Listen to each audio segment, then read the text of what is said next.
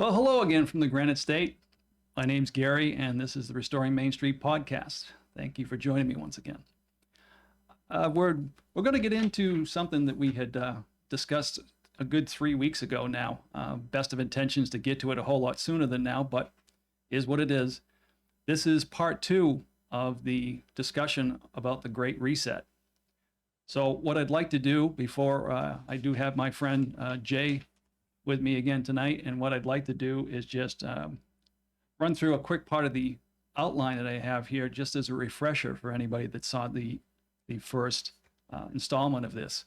And I guess what I'll do, so I can scare you even further, is I'll pull you in tight with the webcam here for now.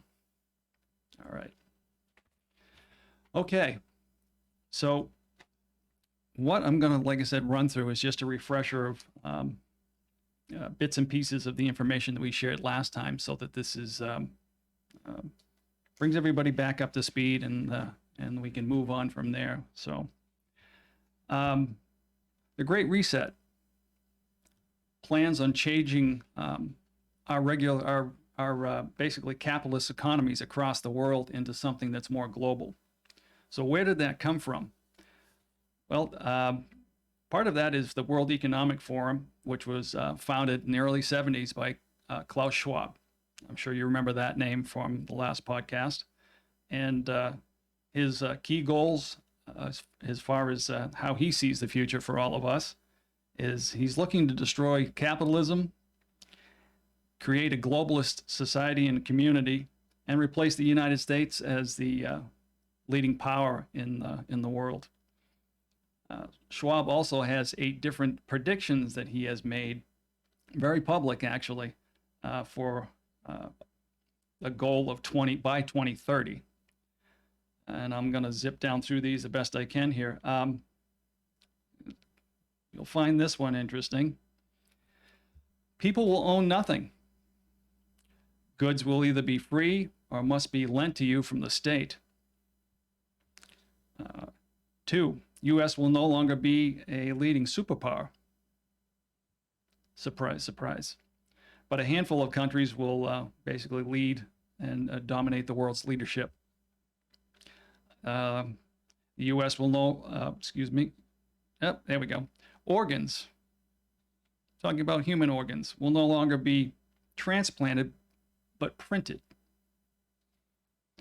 Number 4 on this list, meat consumption, because that's just affecting, the climate, and we need to get rid of all those nasty cows, pigs, and, every other meat source that we have. Meat consumption for developed countries will be minimized. Sorry, love my bacon, not going to happen. There will be a massive displacement of people that will take place, basically billions of refugees. And like I said, we'll get into a little bit of the explanation of some of these things as we get further along in the conversation. Number 6, there's a goal to limit carbon dioxide, which, global warming, I'm sure that's not a surprise to any of you. So the idea is to set the prices for all of those things, gas and diesel, to the point where it's not affordable for the average person. And it's necessary for, people to buy, carbon offsets in order to be able to use those things. So the average person won't be able to use gas, diesel, or at least that's their plan, And people can prepare to go to Mars and start journeying or taking journeys looking for alien life.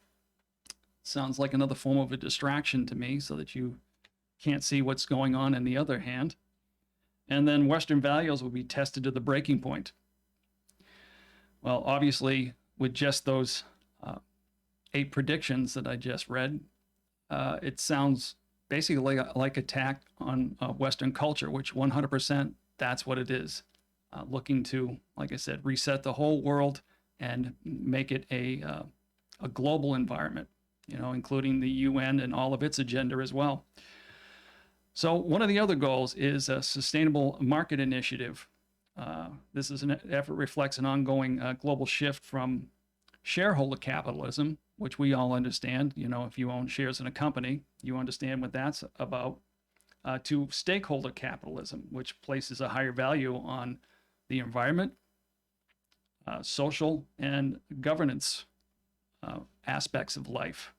That was that ESG score that I told you that all of you will end up getting at some point, should the Great Reset complete what it is it's looking to do. And let's see.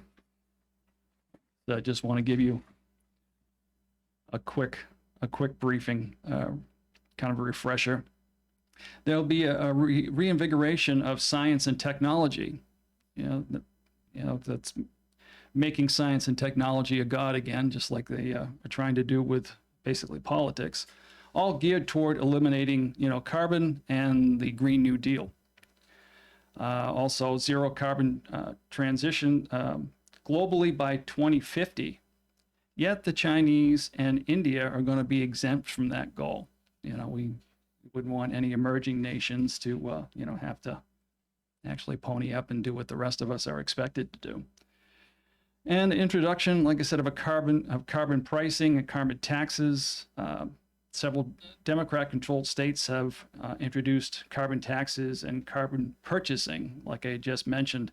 Elon Musk has just purchased millions of dollars in carbon credits in order for him to be able to continue to do what he wants to do. So he is fully aware of what's happening and trying to set things in place so that he can continue his work and with his company. But all the rest of us, it's going to be a problem.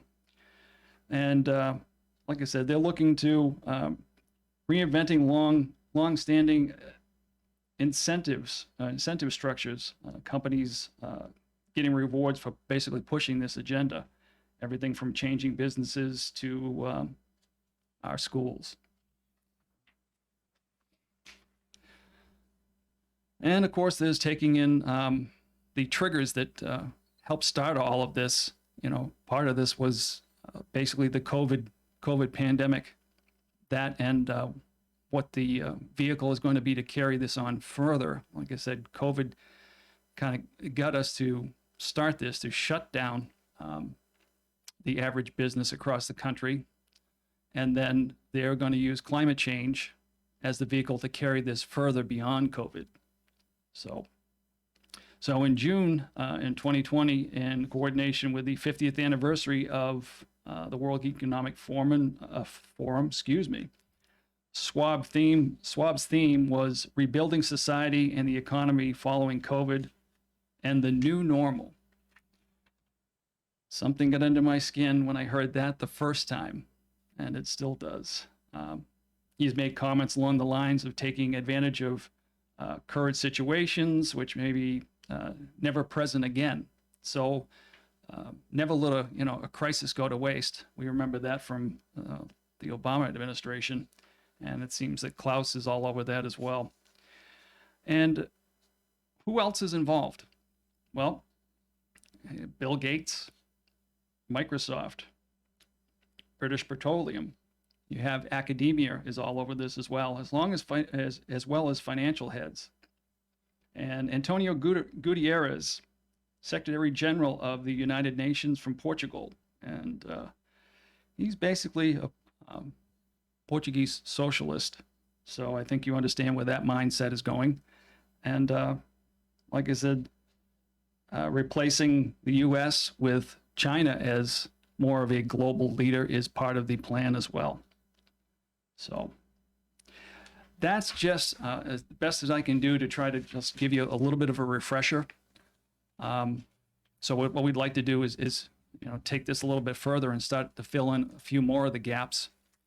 So at this point, I'll look to bring my friend Jay on and get some of his insight, and then we'll carry this conversation quite a bit further.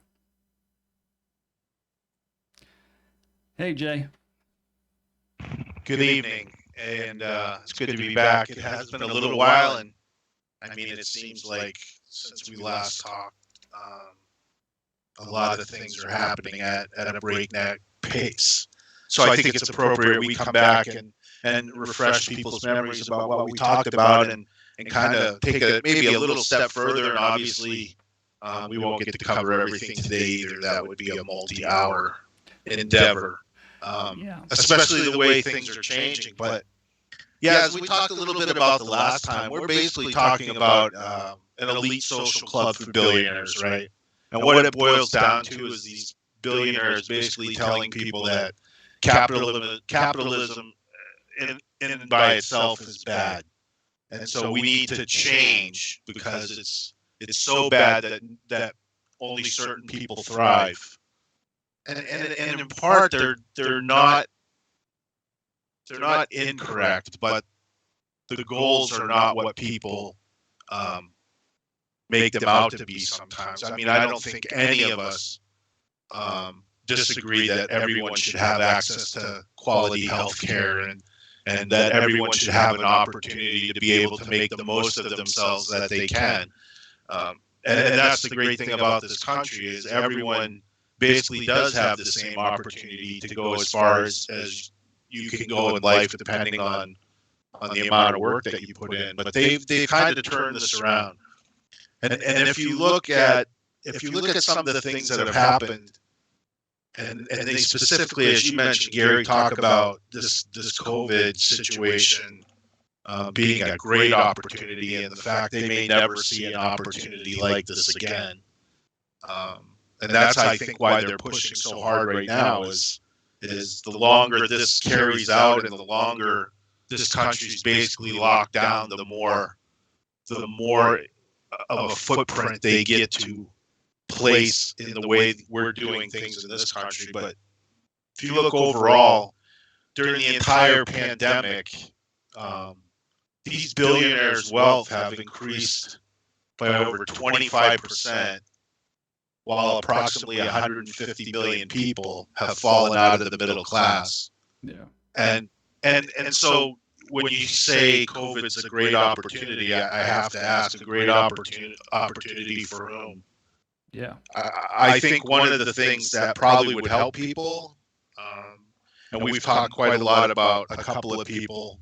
We've talked a lot about Klaus Schwab, and we've talked a little bit about the UN Secretary General, who is a leading member of the Socialist Party there in Portugal. But there's another person who's also in charge of the International Monetary Fund, and I think it might help to hear them speak. And these are fairly recent clips in their own words. And don't just listen to what they say, listen to what they don't say.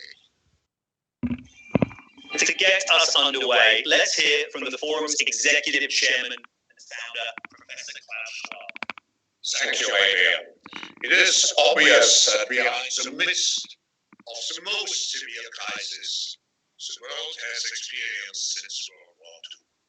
75 years ago, countries and people came together to shape the post-war global order, which brought us decades of peace, increased global cooperation, and prosperity to hundreds of millions of people around the world. The COVID-19 crisis has shown us that our old systems are not fit anymore for the 21st century. It has laid bare the fundamental lack of social cohesion, fairness, inclusion, and equality. Now is the historical moment, the time, not only to fight the real virus, but to shape the system for the need for the post-corona era. In short, we need a great reset. Now is the time to think what history would say about this crisis. And now is the time for all of us to define our own role. What is it that would make it so that history would look at this crisis as the great opportunity for reset? The Great Reset is a welcome recognition that this human tragedy must be a wake-up call. It is imperative that we reimagine, rebuild, redesign, reinvigorate, and rebalance our worlds. Rebalancing investment, harnessing science and technology, and advancing the transition to net zero emissions all elements of the Great Reset are fundamental to building the future we need.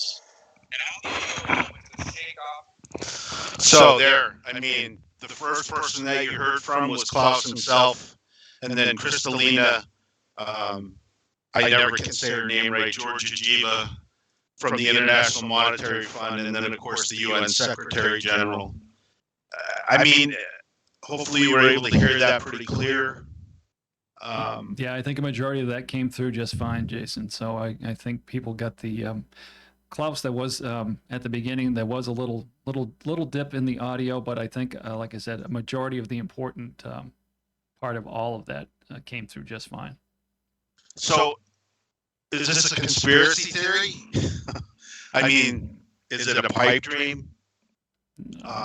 We talked about the first go around how when I first heard of this, quite honestly, I didn't pay any attention to it because it was like, yeah, it'll never happen here. But Edward Snowden, and everyone should be familiar with that name, had a great quote, and in one of the interviews I heard him do, and I'm not going to get this word for word correct, but he was spot on when he said everything is always a conspiracy theory until it happens. And many of these so-called conspiracy theories that are going on are happening right under people's noses and are coming to pass. Yeah. So take that for what it's worth. Yeah. Well, like we had discussed too, and this is something for, very simple for people to just remember. And, if you hear this, your ears should perk up. You should stop and, whatever it is you're doing, pay attention to this. Biden used this the other night. I've heard, like I said, Trudeau in Canada used this. I'm having a brain cramp. The Prime Minister in England. Right. All of them. If you hear the phrase, build back better, they're talking Great Reset talk. They're talking World Economic Forum. And that should clue you in that you should pause and take a minute and listen to what's being said, because this is the way they normalize these things. They start slowly talking about them, integrate them into their regular speech when they're talking about other things. And it's like anything else that they try to spoon feed you. They're going to make it sound so wonderful, like it's some type of a utopia that they're looking to transition to, or take you out of, the dangers of capitalism as they see it. So I just wanted to, like I said, share that little bit for a trigger for people, so that you hear that, like I said, pause and pay attention to what's being said. Exactly. And this information, when you talk about is this a conspiracy theory or not? I mean, the information's out there. It's kind of hiding in plain sight. It's right on their World Economic Forum website. And all you have to do is explore around the site to find these clips and the information and what they're trying to do. And it's not. And when you go down through, like you did, Gary, when you go down through the list of their 2030 kind of goals or predictions, right, some of them might not make sense. Like I'm not sure what organs will not be transplanted but printed means. I'm not quite sure what that means. But the fact is, and the trip to Mars thing is kind of a little bit of a head scratcher. Yeah. But a lot of these things nobody understands, especially people who are involved with economics, because there's no way that this would ever be sustainable. Yeah. But here's another key if you're still thinking this might be a conspiracy theory and you can't wrap your head around it. President Biden just used two significant dates. He used 2030 for the United States to cut its carbon emissions by 50%. And then he used 2050 for the United States to be carbon free. Now, or to have zero carbon emissions, I should say. Right. Did he just come up with those dates by accident? Because they coincide exactly with the dates of the Great Reset. Right. They coincide exactly with climate change groups. So was it an accident? one of the things you might say is maybe it's just a coincidence. Well, if you think it's just a coincidence, you better get your thinker fixed. Yeah. Because it's happening, and it's happening right under our noses. And we talked about before, I mean, last time, who supports this? Well, there's all kinds of people that think they're going to be in this utopia where everything is free and they won't have any worries. And the fact of the matter is, if you talk to people that do economics for a living, this is a top to bottom approach. Schwab's approach to this is top to bottom, and it's definitely based on the elite, remain the elite, and outside the elite, there's only one class, Yeah. and that's everybody else. And there's not any person out there that I've heard, and believe me, I've looked, that works in the economic arena that has said this will work. In fact, they said this is the model for socialism that is an absolute disaster, this top-down approach Right. for every place it's ever been tried. Right. Well, it's a way of reverting back, Jason, to basically what we fought a war for independence about, ruled by a king, but this is ruled by, a collection of elites that basically look at the rest of us as just cogs in the wheel, as just workers, to complete their goals ultimately.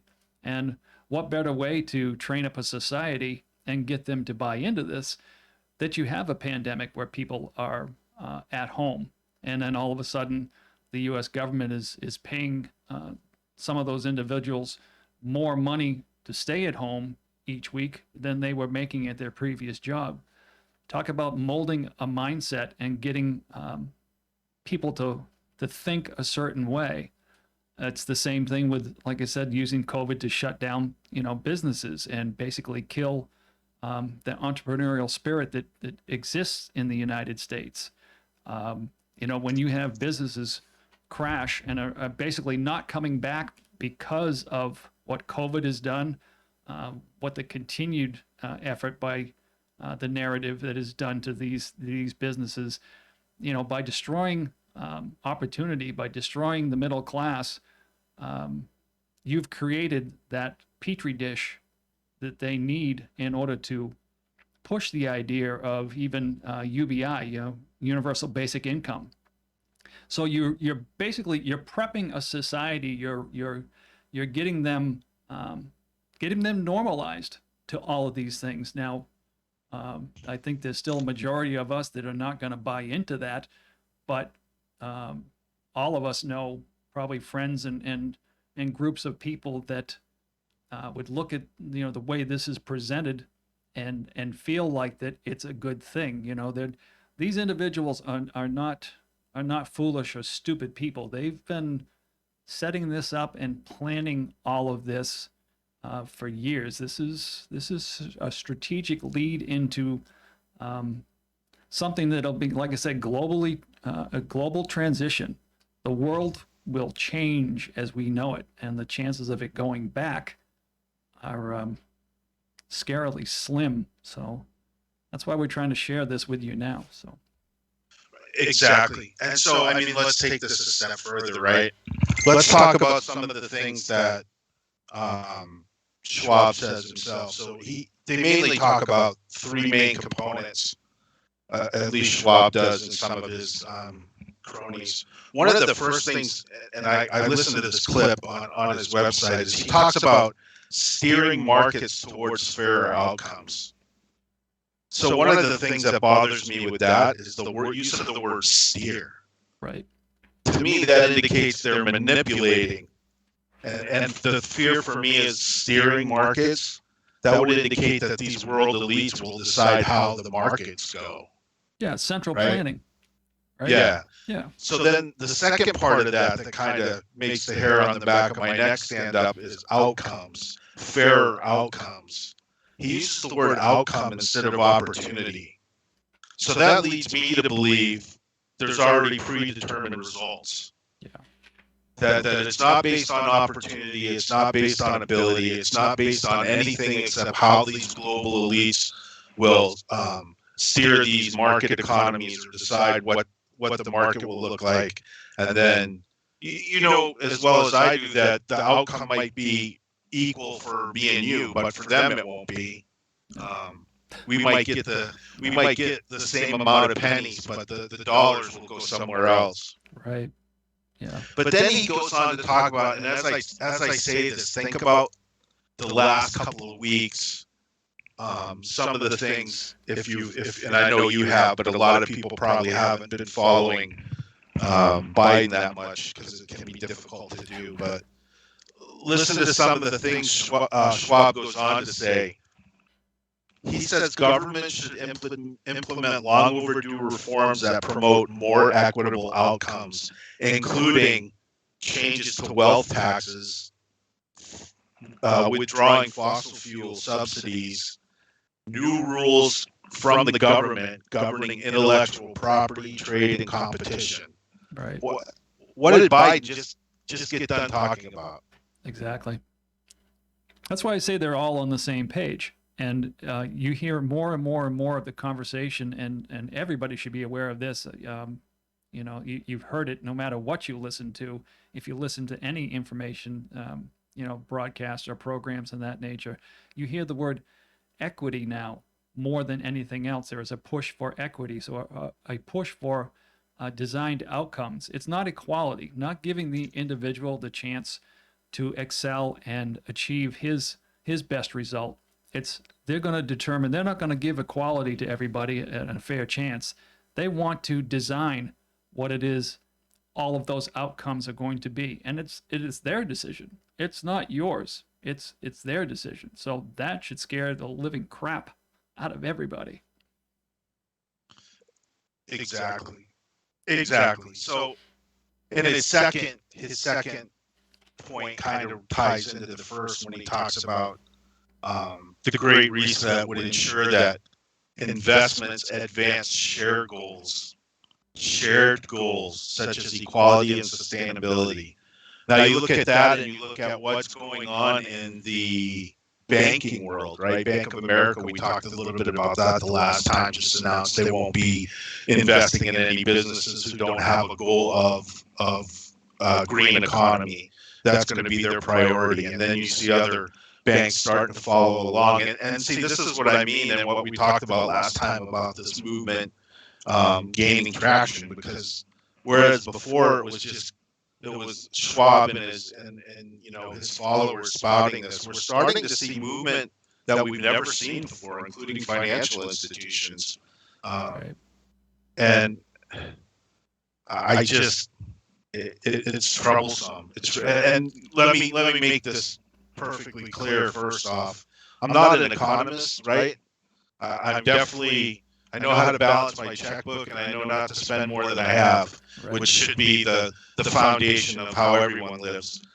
But what I do know how to do is read and analyze reports and analyze facts and statistics. And I know how to read and analyze what multiple economists have said about the Great Reset based on their actual analysis. And it's scary. It's an absolute formula for disaster.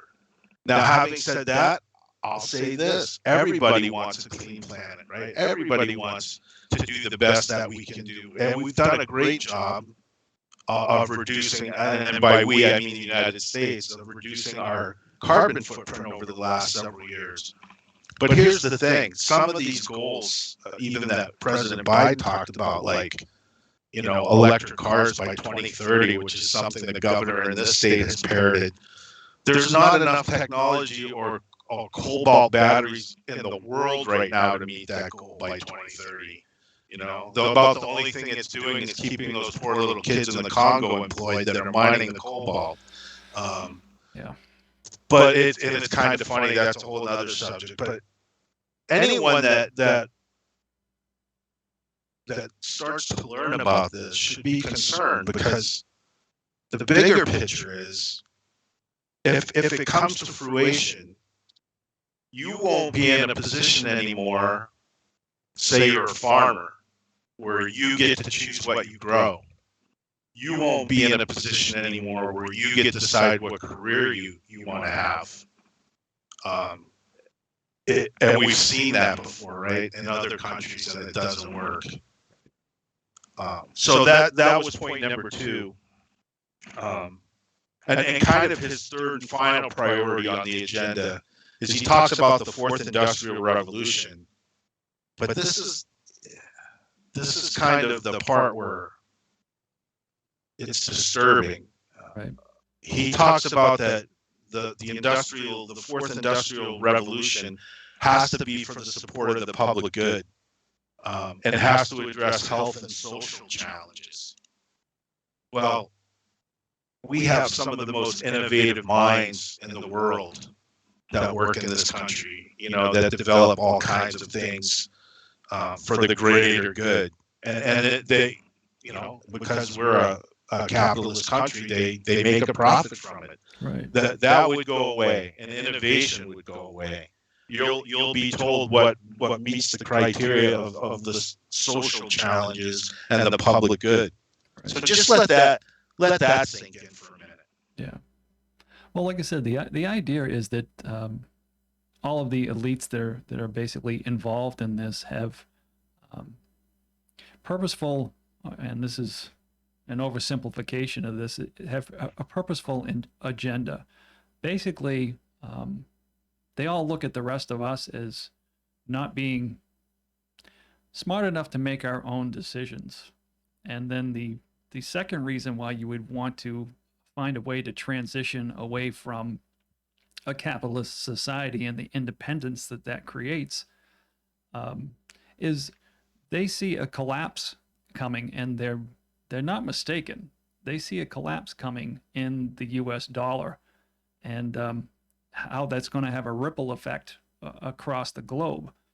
So if you have assets, if you've built up your portfolio, and you're one of the comfortable individuals in this world, who is not going to consider to sign on to something that has a way to transition to another way of conducting business that perhaps helps you, sustain or save those gains, with no thought to the individuals that are going to be left behind. Like I said, you have become a cog, you have become a number, and that's all they consider you. Like I said, you're not smart enough to make your own decisions. Heaven forbid that you have all the information that you need in any given subject. We can talk about, we don't even have to go to the Great Reset. There's other topics you can talk about that illustrate this. That's why you get bits and pieces of any story that you see on a given newscast, because they want to supply you with the information that helps support their narrative. They don't want you to have the full perspective of anything, so that you can make an independent decision. It's the death of critical thinking, and like I said, and they're grooming. They're grooming the world. They're grooming societies and nations to just fall in line, and they're going to use finances, every aspect of your life to basically try and pressure you in the direction they want you to go. Yes. One of the interesting things on their site is they have this pictograph, and it's like a wheel, and then there's inside the wheel are like 7 points, main points, and then there's all these points on the outside of the wheel that kind of, or the circle, that kind of feed into the 7 main points. Some of them make absolutely no sense. A lot of the points are nothing more than broad generalities that don't mean anything, or they could have several meanings, but there's what it really lacks. What this really lacks is any type of details, and it forces you sometimes to kind of read between the lines. But Right. like some of them are redesigning social contract skills and jobs. What the heck does that mean? I have no idea what a social contract is. But considering who it's coming from, I do have concerns. Does the social contract mean you'll be loyal to the goals of the WEF? Right. You know, and then it talks about shaping the economic recovery. That's one of the points. Well, everyone out there is for economic recovery.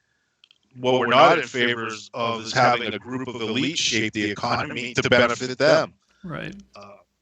And then one of them that they talk about is the industrial, and I kind of talked about it a little bit, is the fourth industrial revolution. When you get into some of the points on that, and it talks about things like augmented reality, and it starts to get a bit bizarre.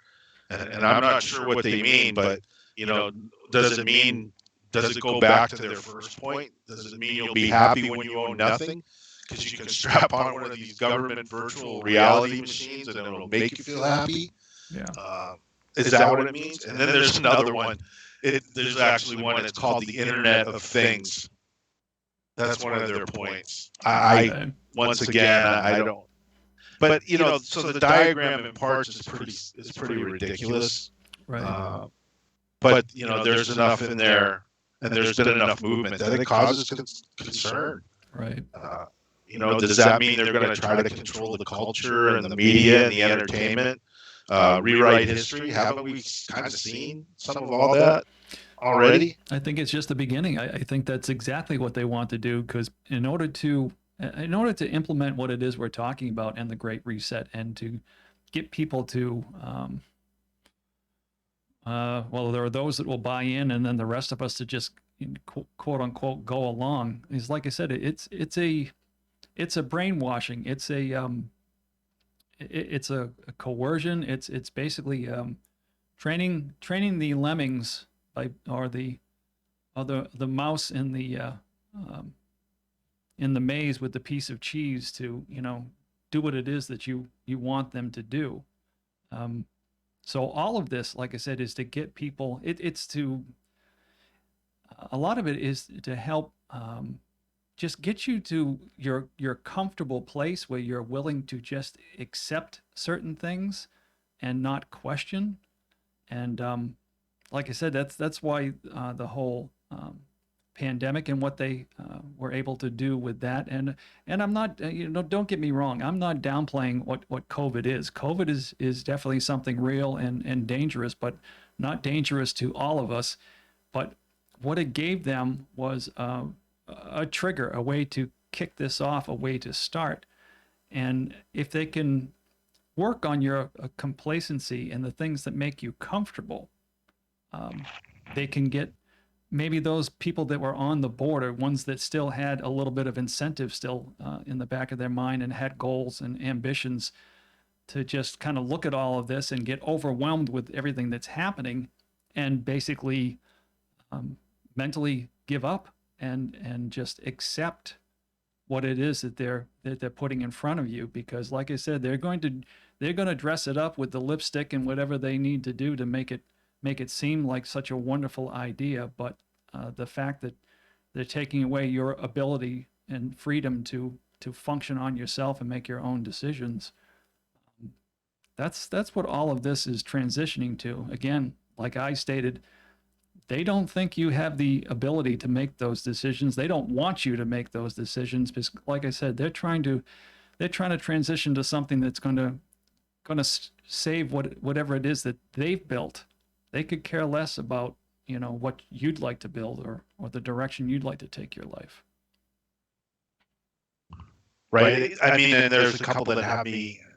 They're not just head scratchers, but because they're left open-ended, but they have the potential to be really things that aren't good for anyone. Like they talk about revitalizing global cooperation with things like international security.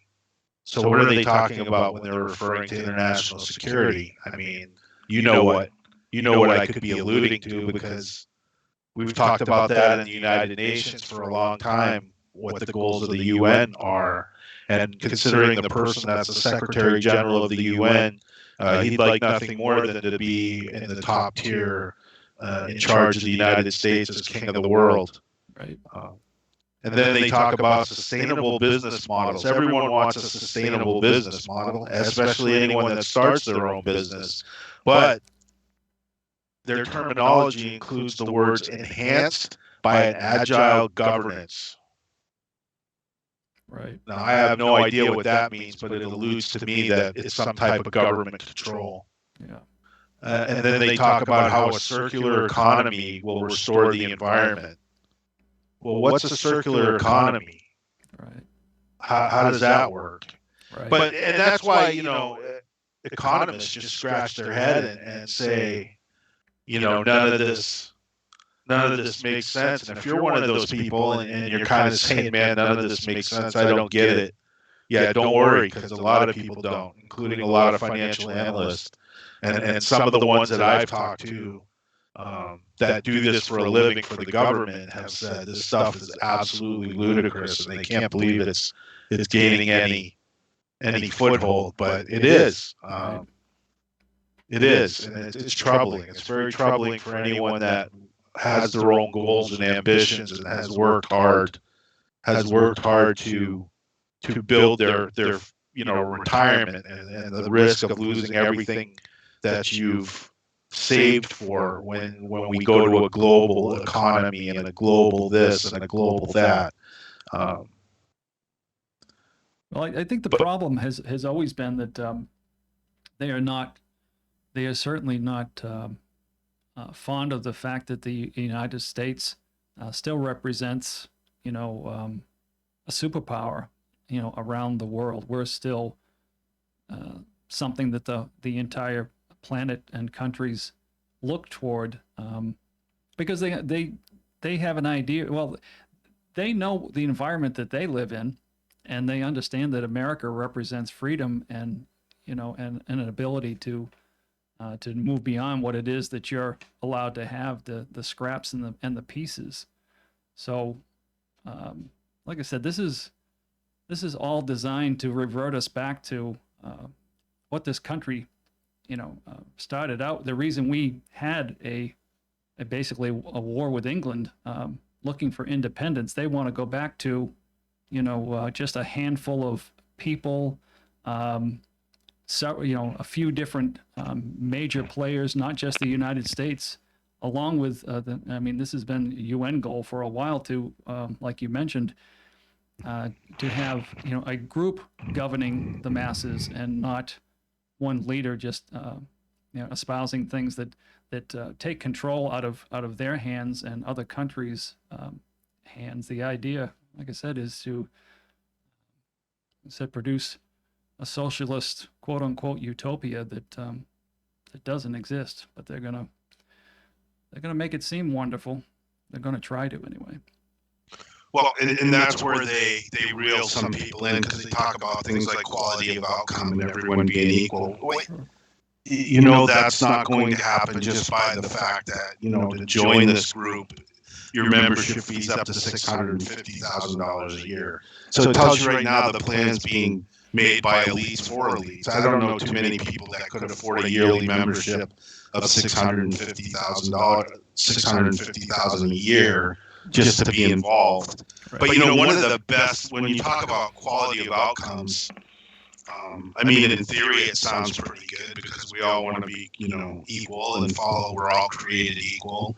But in real life, the quality of outcome isn't reality, because so much figures into that. How hard you work to get to where you are, how you pick yourself up when you fail. But one of the best clips out there that I heard based on the quality of outcome was an interview that was done on Joe Rogan's podcast with a guy that his name's Brett not Weinstein, it's Weinstein or Weinstein. He pronounced, I thought it was Weinstein, but I guess it's pronounced different. But he has this podcast called the Dark Horse Podcast. And he's an evolutionary theorist, and he was a professor at one of the colleges out here in Washington State, which actually got me listening to him the first time, because a lot of the schools out here are pretty liberal, and I was interested in what he had to say. But his quote was something along the line that equality of outcomes is impossible. If you pursue it, you end up with a dystopia, and even if possible, it would not be desirable for several reasons and for the benefit of competition. And then he said there are two types of people who advocate for equality of outcome.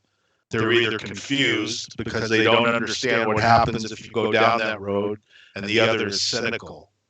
The cynical people are using the equality of outcomes for something that just happens to reward them. Right. And here we get back to current events. I don't know about New Hampshire. I'm sure it's no different than many other places in the country. People are not wanting to return to work because they're being paid more to stay home with this COVID unemployment extra benefit than they were Exactly. when they were at work. And it's caused a great a situation in this country now where people are starting to accept basically getting money for nothing and thinking that's the future. And it's not sustainable. Right. That's the whole idea of the universal basic income. So it's like I said, it's a training or like I said, a brainwashing of people so that they accept those things. That's what it basically boils down to is a grooming. That's the word I was searching for. A grooming of society to accept these things. Because as soon as you do, and like I said, this is their goal in order to take over and restructure things the way they want to. You kill innovation, you kill initiative, because honestly, if I'm looking to start a business and I'm not allowed to reap the benefits of my efforts, I could come up with the greatest idea in the world, but why would I bother to try to implement that if half or more than half of what it is that I'm going to do or be allowed to do because they've given me the permission to do it? Why would I do that if they get to reap all the benefits? You kill incentive, and like I said, that's part of the idea. That's why, like I said, the elites are more than happy to buy into all of this. I mean, Prince Charles, I heard him rattling on about basically things to do with the Great Reset, which only makes sense to me. The monarchy in England would love to transition back to the days when when they were sitting even more high and mighty than the public in England allows them to do now. So of course Charles would buy into this idea that things need to be reset, and it'll basically destroy everyone's life. Why do people come to this country? Practically kill themselves to try to get here in any fashion that they can, with fear of being deported, but they still make the effort to come here, hoping that they can stay. It's because they understand what it is that they don't have in their own country and what America represents.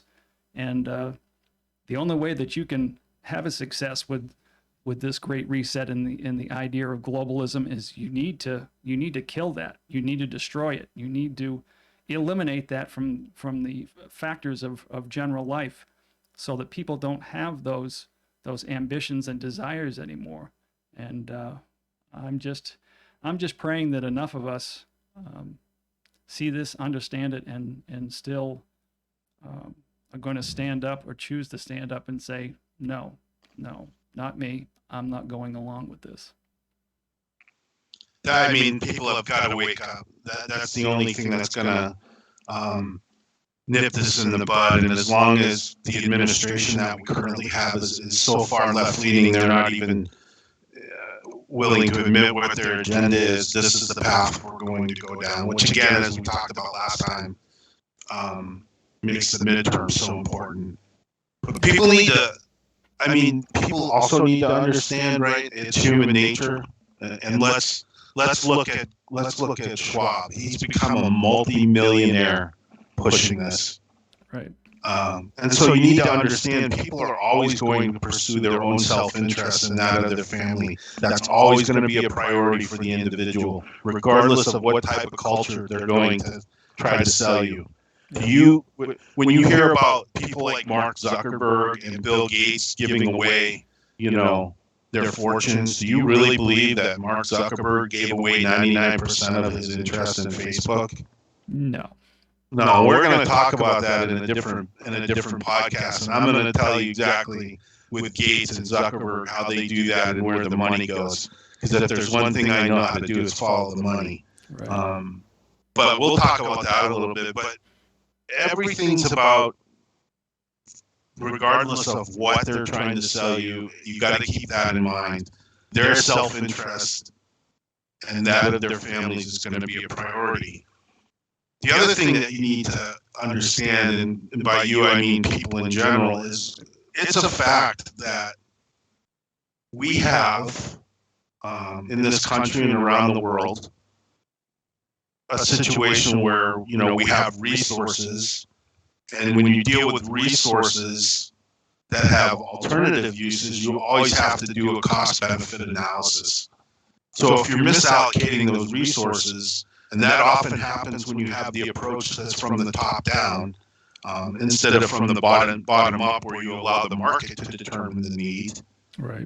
When the top down is full of regulations and orders and regulations, you wind up with a lower productivity, actually a less of an economic output, and for people like us, a much lower standard of living. Because it virtually, once again, boils down to it totally does away with the middle class, and then it becomes two classes, us and them. Right. So for an example, and I used it a little bit earlier, if you have a farmer that grows potatoes, and he's been growing potatoes for years, and he has all the equipment that he needs to grow these potatoes, and he knows how many people he needs to employ during harvest, and now the government comes in and tells him he can't use his tractor anymore, he's going to use this new green tractor that can only plow half of the field a day. And they're going to tell him how many people he's allowed to hire, and then they're going to tell him, you know, what he can actually grow. You've taken a system that was already efficient, Right. and now you've destroyed it. Yeah. So what is that? Lower productivity, less economic output, and for the farmer and everyone he used to employ and the rest of us, a lower standard of living. Right. So it just, that top-down approach, just, it never has worked. It never will work. Yeah. And like I said, that's the thing that I guess that I fail to understand, and maybe somebody can explain it to me. Maybe out of fear, I guess these elites, concocted this idea, along with wanting power, and maybe not anyone else following in their footsteps, decided, again, that we're not smart enough, and that at the very least, what they want to do is protect what they have, or maybe they feel they have enough of an in with the tech side of things that they're not worried about future innovation. They feel like innovation is going to take care of itself. So therefore, the entrepreneur that might come up with the new idea or the next best thing, that benefits society first and then themselves, never comes to fruition. So I have a hard time understanding, unless it's just power and fear and preservation, what the thought process is here, how this could be something that's good, or that they think they can benefit from. Like I said, to me, it's you're looking to preserve what it is you have out of fear and the desire for power and control. Well, what it boils down to, when I look at it and I analyze it and I listen to all the information that I've listened to out there, I have kind of three takeaways from what they're trying to do, and one of them is they want more government regulation to basically control everything, Right. and higher taxes, but not on them, on us. Right. And if, as a matter of fact, if you go to one of these World Economic Forum meetings, the one thing that you'll never hear discussed, even if you don't go and you just watch it on the internet, one of the things you'll never hear discussed because it's taboo is increasing taxes on the wealthy. You're not even allowed to mention it. Even though they'll come out and make it sound like, they're going to be paying more than their fair share, you would have to understand what that actually means. And so the other thing I think it boils down to, the second thing is they want to tell people, they want defined hiring quotas. They want to tell you how many white people you can employ, how many blacks, how many gays, how many this, how many that. And they're going to go back. It's going to make affirmative action look like a joke. They're going to tell you exactly how many people you need to hire, and based on their ethnic group or their beliefs or their sexual orientation, that's the pool you're going to be hiring from. Yeah. And then the last thing, except for them, for the rest of us, everything's going to have to be green. You know, they'll be able to fly in their planes. We'll be able to fly with permission if it's needed. But you know, they'll have their carbon tax credits. They'll be able to fly their private jets. We'll be getting around in, you know, whatever it is we're allowed to drive. Right. And it's just crazy. It's crazy. You know, like I mentioned earlier, everybody wants a clean planet. We want a clean planet. But in order to do that, right, you have to persuade people that it's a good idea. Well, You have to all that innovation comes from the free market, too. So that's the other thing. Well, and I was kind of leading into that. Sorry, but didn't you have to. No, that's okay. This is a collaboration, not a. Yeah. But you have to persuade people. You can't regulate and force them into it. I mean, out here in the West, you hear crazy things that come out of California, and people laugh and say, "Oh, that's crazy, stupid. That'll never happen." And then lo and behold, you know, they're telling you what kind of power you can put in your house. In Washington State, they tried to say that after a certain date, they submitted legislation that after a certain date, the only type of energy you could use in your house to heat or cool it was electric. No gas, no natural gas, no nuclear, no nothing. It had to all be electric. And That didn't pass. How do you produce that? If you can't use coal, if you can't use fossil fuels, that's the part that just amazes the heck out of me. If you're really concerned about the environment, tell me that nuclear isn't something that you would definitely consider, because the amount of accidents or issues compared to, the advantage to all of that, as far as the environment goes as well, far outweighs any concerns that you may have. And those concerns are just, fear driven in order to try to subdue that, because if that would be a solution. That's the last thing that they want, is a solution like that allows you to stay independent. Exactly. But the point is you can't regulate and force people into anything, into any utopia. It's just, for businesses to succeed, they have to be sustainable, but they have to be profitable. Right. You can't have businesses that are doing nothing. But just feeding off the government at the taxpayer expense. Right. That's like, the bread markets with no bread. There's no profit, no money to be made. And that's the communist model, right? Right. Any successful economy, and you mentioned it, any successful economy has a bottom-up approach. Right. It's the people that's the real economy. It's people that are willing to take chances, start businesses, and take action to try to develop this or sell that. But it's all from the bottom up, not the government telling them what business they can open or what they can't. So I guess what I'm trying to say is, if you have a desired outcome for this, for anything, you have to persuade people to do it. You're not going to be able to regulate them into standards. It's a recipe for absolute disaster, and unfortunately, I think that's what they're pushing for, and the results are going to be. It's going to be horrible. It's going to be horrible. Right.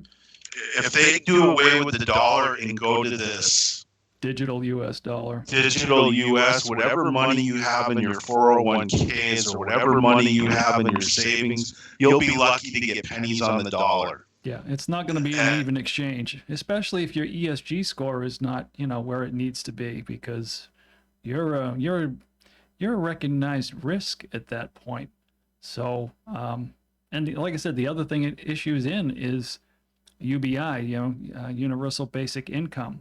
And I was discussing this with another friend of mine the other night, because the way that it appears that would possibly work is, you get X amount of dollars each month that gets deposited, by the Fed into your account, and if you don't use all of that, you don't save the unused portion. No, it just disappears, and the next monthly unit comes to you.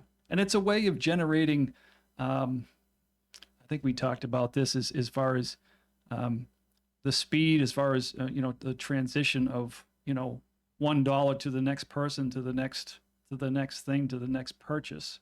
That helps generate that speed of currency that they desire to have. And like I said, right now it's just extremely scary when you start talking about the economics of all of this too. So, well, and one of the interesting people that this distribution of wealth and things like, the social equality, or not social equality, but economic equality. The distribution of wealth theory has been around for a long time, and one of the most interesting interviews that I've seen was done back, I think, in the late 70s, maybe, and it involved Milton Friedman, and he was kind of asked about the distribution of wealth and why everyone shouldn't be kind of like on the same playing field. And the comments were made, these rich people are greedy and they hoard all this money and they don't give it back. And he had an interesting take that I thought was kind of direct to the point. And he said back then, do you know any society that doesn't run partially on greed? And keep in mind, this interview, I believe, was done during the Cold War. So Russia was still, the wall was still up. It was still communist Russia. And even in the so-called communist utopias, China and Russia, well, we all know, right? Those were run on greed. Right. What makes a world run successfully and an economy run successfully are people that pursue their separate individual interests. And the greatest achievements of our civilizations, not just here in the United States, but worldwide, haven't come from the government bureaus or regulation. They've come from individuals who did the work and put the work in to come up with these innovations. Bill Gates is an example. Steve Jobs is another one. Kind of blows me away why Bill Gates would be involved in this still, considering he basically rose from nothing. But Friedman went on to say the only cases in history where people have escaped from poverty, the only cases in recorded history where people escape poverty is where capitalism has existed, and it was based on free trade. Yeah. The record of history is pretty much, and you can go back to the beginning of recorded time. Right. It's kind of crystal clear. There's no alternative way that has been discovered to date of improving the lives of ordinary people, Right. Than capitalism and free enterprise. Socialism and however many different, whatever you want to call it, and that's another thing about the Great Reset. They don't like that word. Even though people that are obvious communists or socialists push for it, they don't like to use the word socialism. Right. But, it's just a fact. Right. Let's take it one step further. So let's look at, for instance, presidential appointees, especially with this administration and even with the Trump administration. Do you think presidential appointees are based on their virtues or in a lot of cases on their abilities?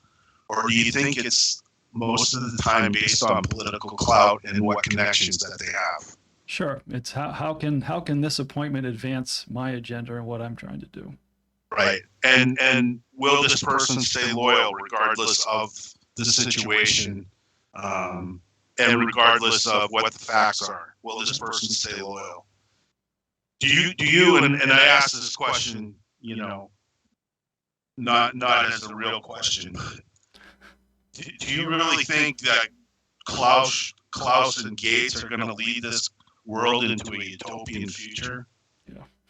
No. No. The only thing the Great Reset, if it goes further, the only thing it'll bring is more cronyism, more corporate control, and a lot less personal freedom. And me personally, I believe that's the end game. And I think everything else is just smoke and mirrors. And I think you're going to see, if we get to that point, you're going to see persistent high inflation, and it's going to be combined with high unemployment. Right. And there's going to be a stagnant economy, just an absolute stagnant economy. Right. Well, you've got nothing to work off of either, you know, and I guess one of the arguments that I can make when you're talking about a capitalist society is, or any society, any framework that you put together, the only way that it actually functions and survives, and I think Ben Franklin might have made this comment, is, you know, we've basically given you a constitutional republic if you can keep it, but only a moral society. In a moral society does this work. This is the best tool in a moral society.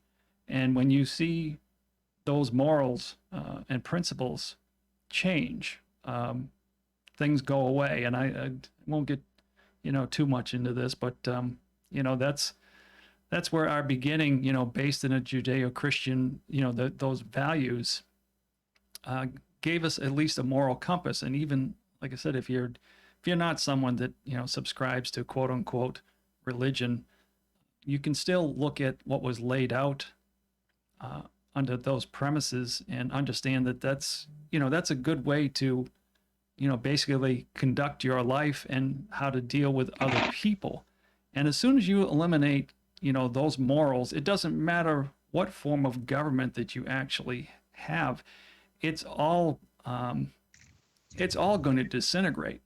But what we developed, you know, what the United States and our founding allowed was, like I said, a framework or something that you could use, that within a moral society, those things come to fruition. Those billionaires turn around and become, you know, philanthropists and you know, decide to, you know, share what it is that they've created and you know, do good things with that. And that comes from a moral society. And I think the destruction of the nuclear family, you know, the destruction of those morals and that type of thing, you know, has led, or, you know, at least opened the door to allow some of these other ideas, this Great Reset and a lot of this to occur, because you start to appeal to, you know, people's more, you know, baser you know, tendencies, and that, and not necessarily the best ones.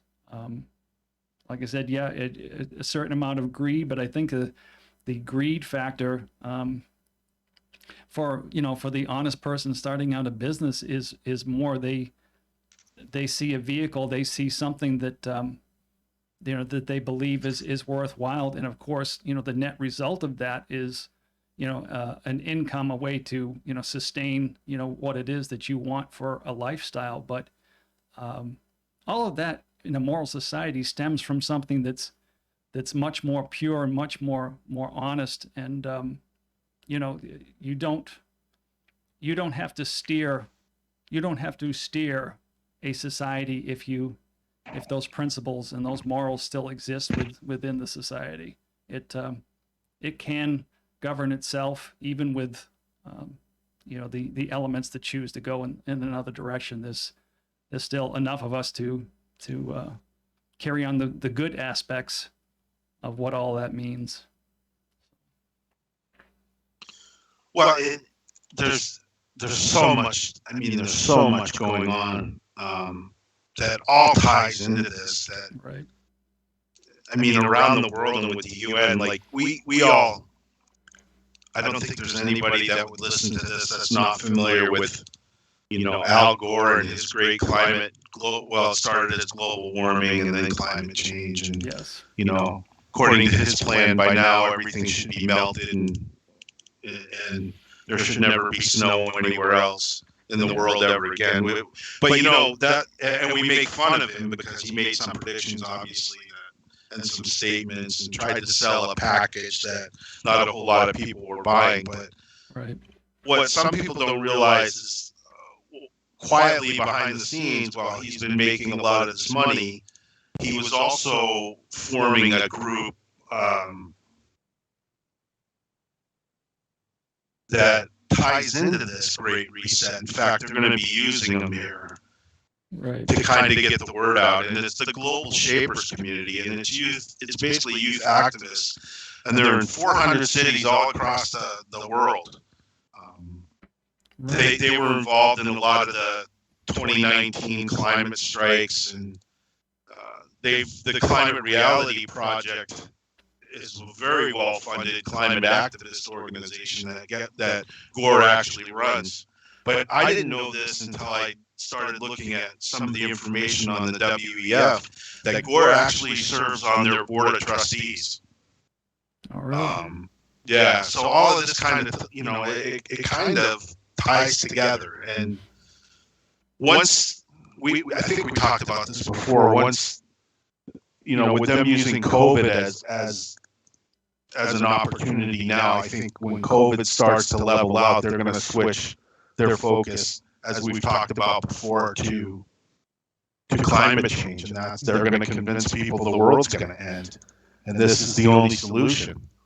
And it's just, Yeah. Even though we've gone up, was it less than 1 degree in the last 100 years, if I remember correctly, and I think that came from a study that I want to say NASA or another government entity in this country came up with that. Certainly, looked it up on your own. But like I said, for all their crying and concerns about climate change, less than 1 degree in 100 years. Of course, like you mentioned, everybody wants a clean planet. You want clean water. You want all of that to exist, and to work towards that is should be everybody's goal. But the fear peddling in order to, like I said, push an agenda, which obviously, like I said, has another outcome in mind beyond climate change. This is just the vehicle. That's all it is. and when you think that this guy's been meeting with world leaders since the mid to late 70s, it's not about climate change. That's the next great excuse. Right. And like you said, I'm not saying that climate change isn't real any more than I would say COVID's not real. It's just, Right. it's the excuse. It boils down to, like I said before, it's about increasing our taxes. It's not about equality. It's increasing regulation on the everyday people. Right. Basically micromanaging everything.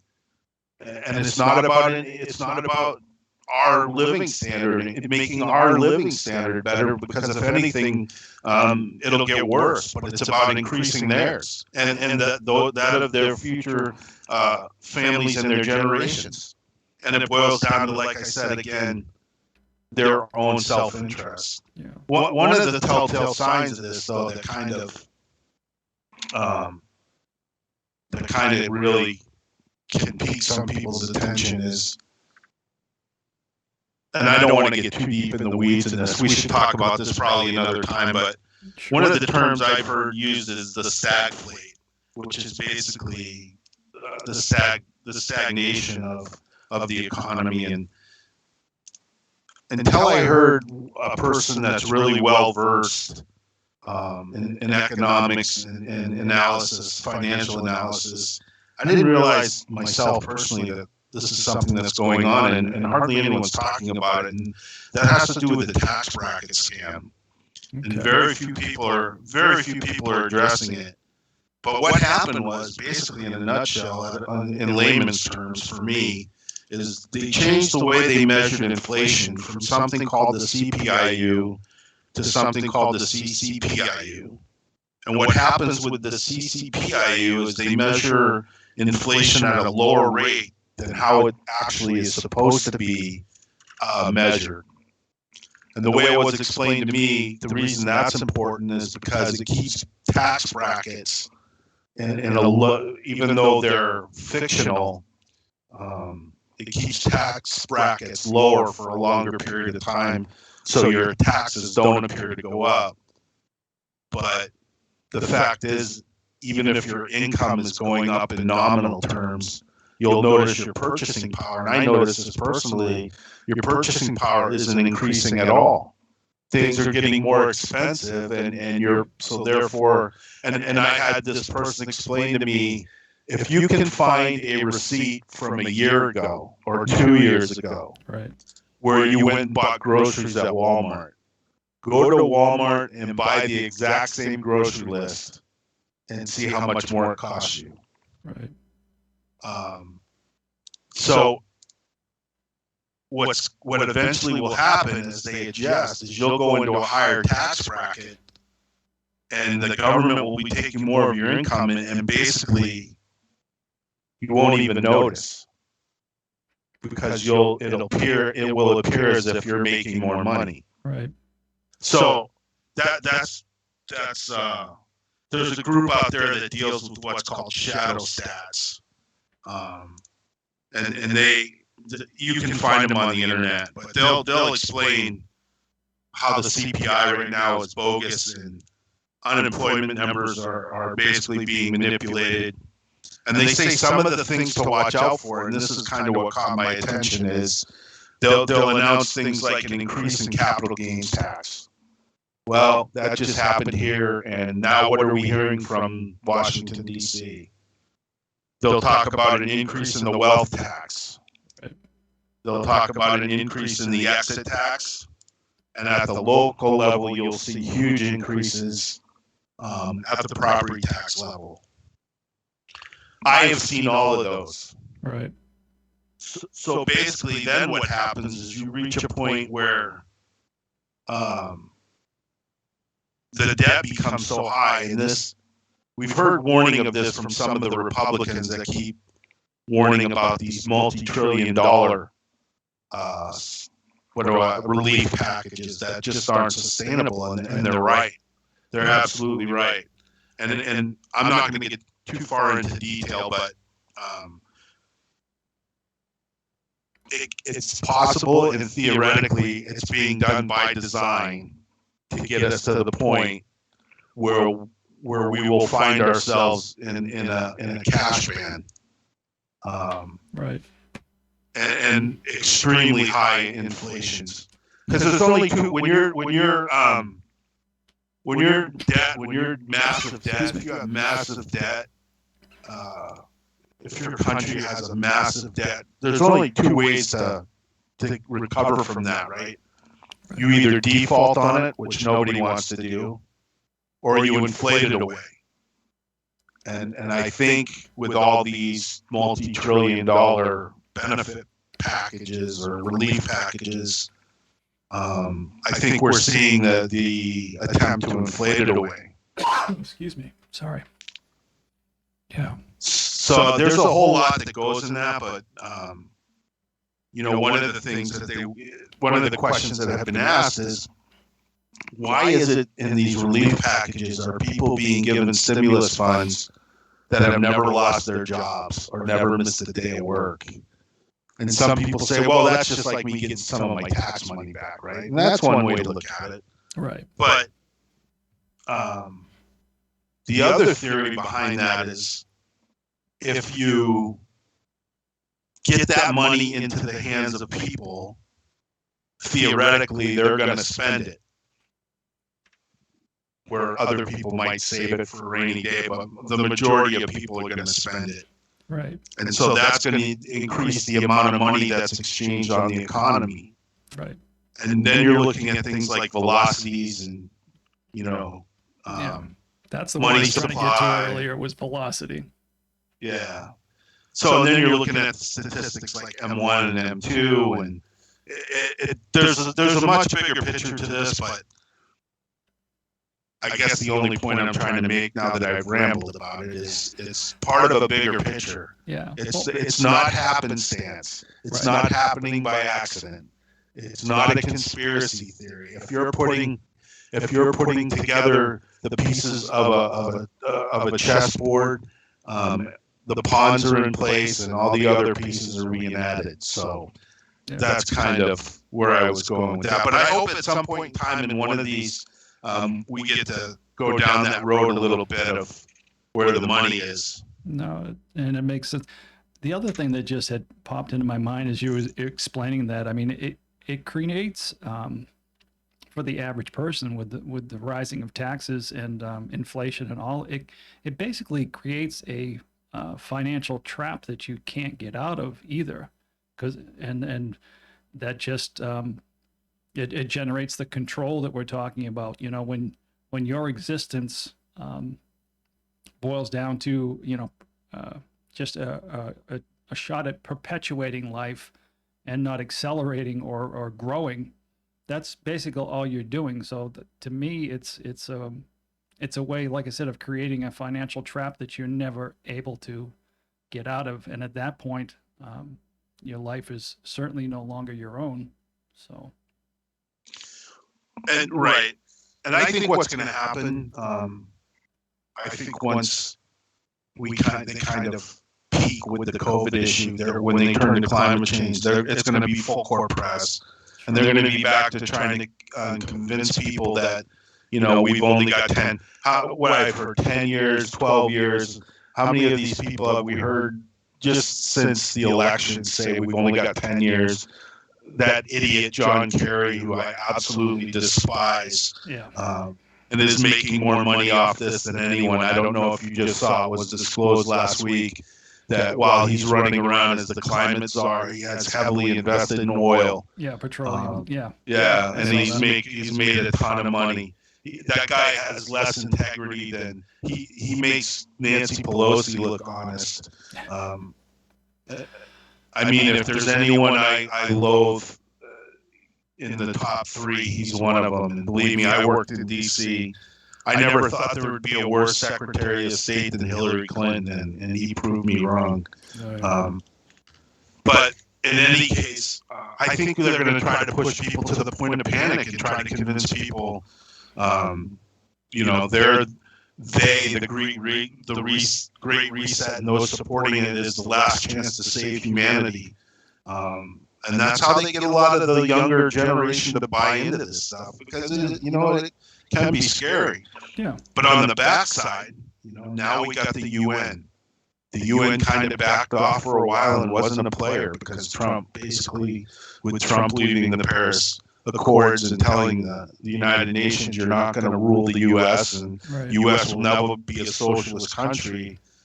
We're starting to see some things that are telltale. Like, we know for a fact that the Biden administration has been working behind the scenes, and it's been leaked. It's not like it's special information that I just have. That the UN's been working with Biden administration personnel to get them to increase the number of immigrants. I'll use the word immigrants, but they're not talking about just immigrants. They're talking about anyone that wants to come here, legally or illegally. And Trump had put a cap on that. So I think it was something like 20. It was less than 20,000 a year, but the UN has gotten Biden to agree to 120,000. And then kind of Biden in the last couple of weeks stepped back and said that they were going to put the cap back to 15,000. Remember that? And then the leftist people went nuts. And then he said, "Well, that's not what I really meant." But yeah, it's gotten to a much more involved state. Yeah. And the UN is taking, I guess my point is, the US is taking or the UN is taking a bigger role in trying to push this agenda, and it's for anyone that values our way of life and the way we've been doing things. And I'm not saying the way we do things is perfect, and I'm not saying there's not areas for change, but I will say 100% that change cannot involve anything to do with socialism. Right. And it's definitely part of their game plan, in a much broader sense, by attacking every aspect of our lives that they possibly can. You work to eliminate hope. And as soon as you eliminate hope, then it's ripe. It's basically ripe. The situation is ripe for them to come along and offer a solution. And when they attack that much of your life, whether it be through taxes or regulation or what you can and cannot do, and more of your freedoms go away, you're more willing to accept the next thing that comes along as a potential solution. So they go ahead and they create the problem. This is government anyway. We'll go ahead and create the problem and then offer up a solution so that we look like heroes. But then the masses have been basically beaten down to the point where they're willing to accept this. And it looks, like I said, a whole lot more rosy and special, than it really is, and that's, like I said, that's part of that grooming that I suggested. That's the way that happens. Working on people's mental states and what they're willing to accept. Well, and it's some of this is with the UN has been blatant, especially since Biden got in office, and I can give you a couple examples. So, there's been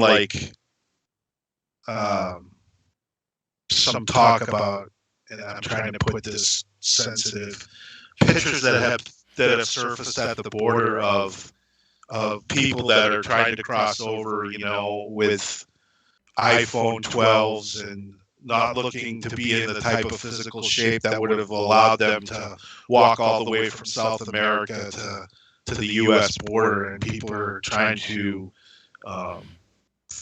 ask, how did these people get there? How did they make it to the border if they certainly didn't walk? Well, I can tell you from an intelligence standpoint, and talking to some of the people I know in the Border Patrol, there's more than enough evidence to indicate that certain parts of the UN are working in South America to help those people get to U.S. borders. And well, that facilitates the collapse of this country and the infrastructure that we have to deal with all of those things. So yeah, that would make perfect sense if you want to loosen the foothold or the mooring or our the basement that we built our house on. That's certainly one way to do it. Well, and it's not just the U.S. either, because the United Nations, and remember who's in charge of the United Nations, right? The guy's it's not a theory. He's a socialist. He's a main player in the Portuguese Socialist Party. Right. But one of the things that the UN tried to do was it wasn't just in the U.S. They tried to get other countries to participate in this policy, I'll call it, to increase the flow of immigration into a lot of the Western nations.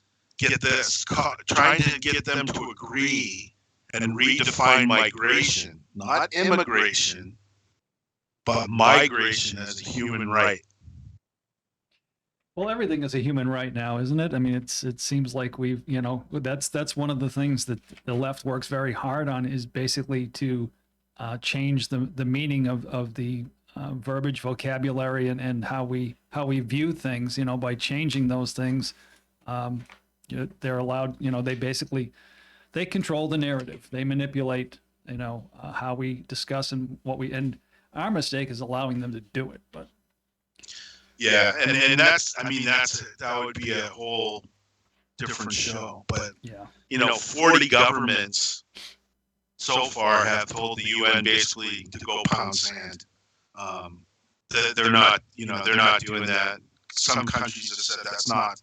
They have no problem with immigrants, but uncontrolled migration, they can't support that. Even places like Switzerland have said, yeah, we're not doing that. Yeah. So, but it's the effort, and it all becomes all these little parts and all these little pieces just go further to fit into this puzzle, and it's not like we're pounding them in to get them to fit. They fit neatly into a lot of things that are going on across the world. I think for a much larger plan of globalization. Yeah. And that's basically what the reset is globalization controlled by elites, where everybody in the world falls under the rule of the ruling class. Right. Well, and the whole migration thing, it reverts back. That was just flipping back through the outline here quickly. Number 5 on Klaus's list of predictions, massive displacement of people willing to take place with billions of refugees, getting people in undesirable, situations to buy into the idea of moving to a place where it's potentially better. And what does that basically help do? Well, it like I said, it helps crash economies, and the structure we use to conduct a civil society or an attempt to stay on top of these things, and by overwhelming the system, you achieve your goals in that respect. Yeah, it's if I was going to end this with one comment, it would be get involved, wake up and get involved at the local level. I mean, there's a lot happening at the local level that is part of the bigger picture. Yeah. This whole cancel culture and this, just get involved. And if you don't want to get involved, at least educate yourself so that it doesn't come as a surprise. Yeah. That's apathy is our worst enemy, and they count on that. They count on apathy. And I know it's a difficult thing, and I know it's very stressful, and there's times I've got to separate myself from this stuff and kind of pretend it's not happening, or just hope somebody else will start banging the drum and maybe I can take a break. But sure, I think I've talked about this before. I just, when I get worried about the future of this country and what it might look like for my children and my children's children, and long after I'm gone. Right. It's troubling. Yeah. I didn't do the things that I've done in my life just for my well-being, right? I did it to preserve. It's funny how, we have people serving all over the country, all over the world, I should say, that are serving in areas where they're trying to preserve the freedom of others, and yet we have one of the greatest threats to our freedom occurring right under our noses, and people need to wake up. That's for sure.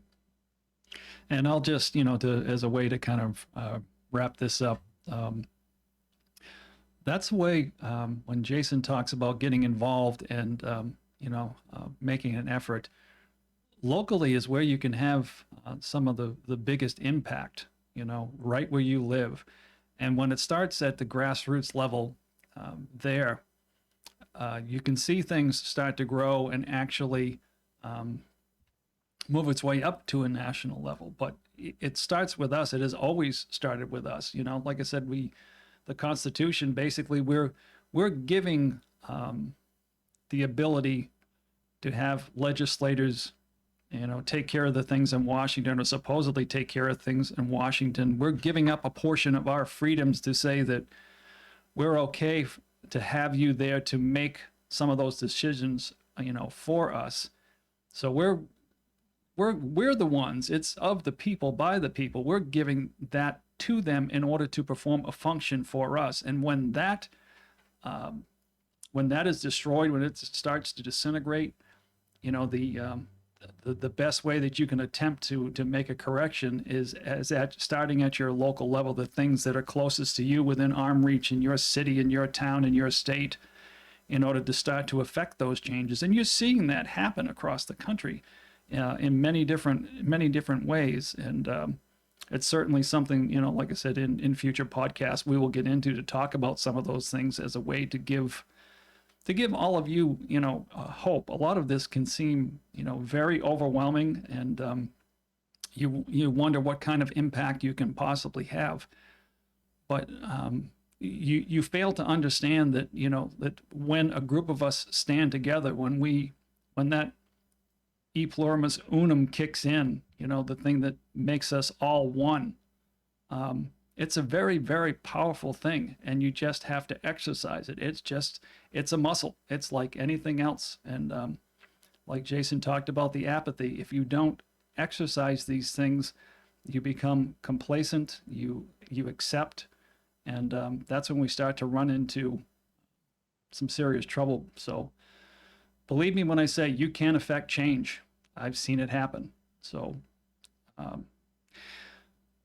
I guess what we'll do is, and I'm not saying that this conversation about the Great Reset is done and finished. This is installment 2 of this discussion, but I guarantee you there's so much involved in this that this is going to come back up as a topic again. So I will certainly let all of you know which direction we are headed next. But yeah, no, we're not done with talking about the Great Reset. So, Jason, unless you have something else to add. I don't have anything. I guess I did a lot of talking.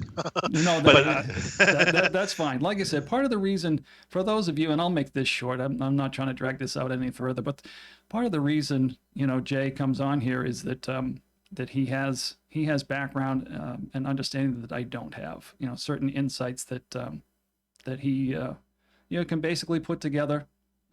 He knows where to go for those resources and that type of thing. And you know, like I said, that's why Jay's here. And so I let you talk because you have a wealth of information that you can share. And like I said, I do my best to try and push the conversation along. So hopefully it's something that works, and I hope all of you see it that way.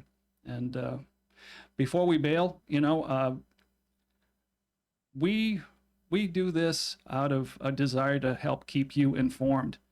And the way that this continues is that we get people to come, subscribe, follow, you know, watching the YouTube post of this on our YouTube channel, the Restoring Main Street on YouTube, Restoring Main Street on Rumble, Restoring Main Street on BitChute. And like I said, I will post these long formats on the my web pages as well, the restoringmainstreet.com page. But the way this continues to generate, and the more the way we reach more people, is that people subscribe, people like, people share this with friends. So I encourage those of you that that watch this to please do that. Share that with your friends, your family, and that's how this grows organically and for all the right reasons. So. I would also say, you know, if you do listen to this, and obviously we hope you do, and there's something that really interests you that you'd like to see us try to cover, let us know that too. If you have questions about anything that we've talked about or anything of that nature, let us know that too. I'm always willing to entertain questions. It's not a live broadcast, so we don't have people calling in, which we, you know, Gary may get to that someday, but right now we're not doing it that way. So, you know, if you have any questions at all or something you'd like to see covered, you know, I'm sure Gary would appreciate to know that as well. Well, and the other thing we can do too, you know, with trying to design how we run this this podcast and these segments, perhaps we can have a whole podcast that is generated and run off of your inquiries and questions. The fact that I do record these and I have inquiries or comments or anything of that nature, like Jason has suggested here, the chances of us doing perhaps a full a podcast addressing some of your questions is certainly an option. So your participation is highly desired and much appreciated. Like I said, our goal here is to attempt to fill in some of the gaps that perhaps you don't get from your regular media sources, and give you context on different subjects so that you can, you're better informed and you can make better decisions based on that. That's certainly our goal. So, okay. Well, like I said, Jason, unless you have something else to add, I think I will probably end this podcast here. And we will certainly make an effort to produce the next long format podcast in a much shorter time period than this last one. But, life tends to get in the way sometimes. So we'll try to work around that. But let me leave you with this, as I always do. And that's the suggestion of God, freedom, and family. Because honestly, if we lose those first two, our families are definitely doomed.